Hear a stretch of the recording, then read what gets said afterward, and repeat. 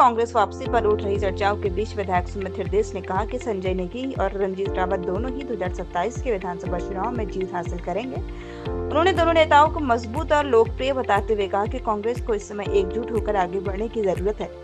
हरीश रावत के संन्यास पर चर्चा पर सुमित हृदयेश ने कहा कि वह पार्टी के वरिष्ठ नेता है और किसी भी मतभेद का समाधान निकाला जाएगा। उन्होंने भाजपा सरकार पर निशाना साधते हुए कहा कि 2027 में सत्ता परिवर्तन का दावा है।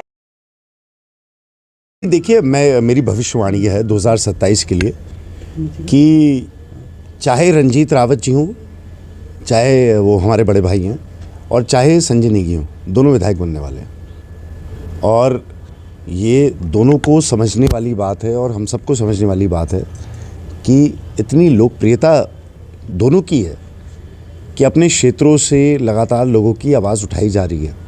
इसके बीच में अगर मैं हरीश रावत जी की बात करूं, देखिए सबसे वरिष्ठ, हमारे सबसे मजबूत नेता, सबसे बड़े नेता उस पूरे उत्तराखंड के दोनों पार्टियों में अगर कहा जाए तो हरीश रावत जी हैं। तो मेरी हरीश रावत जी से भी आपके माध्यम से अनुरोध भी है, प्रार्थना भी है कि ये जो उपवास उन्होंने करा है, अवश्य वो उनकी सोच है, उसको करें। लेकिन हम जैसे लोग जो हैं, हमारे लिए महत्वपूर्ण ये है कि कांग्रेस की सरकार आए। और ये मेरी वाणी नहीं है, हर कांग्रेस कार्यकर्ता की वाणी है और ये प्रदेशवासियों की वाणी है कि भारतीय जनता पार्टी के जंगल राज से कैसे मुक्ति मिलेगी।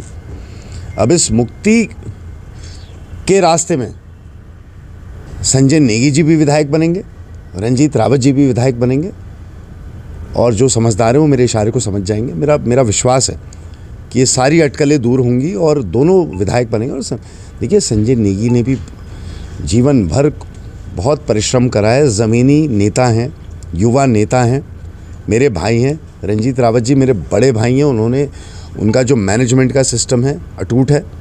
और हरीश रावत जी हम सबके नेता हैं।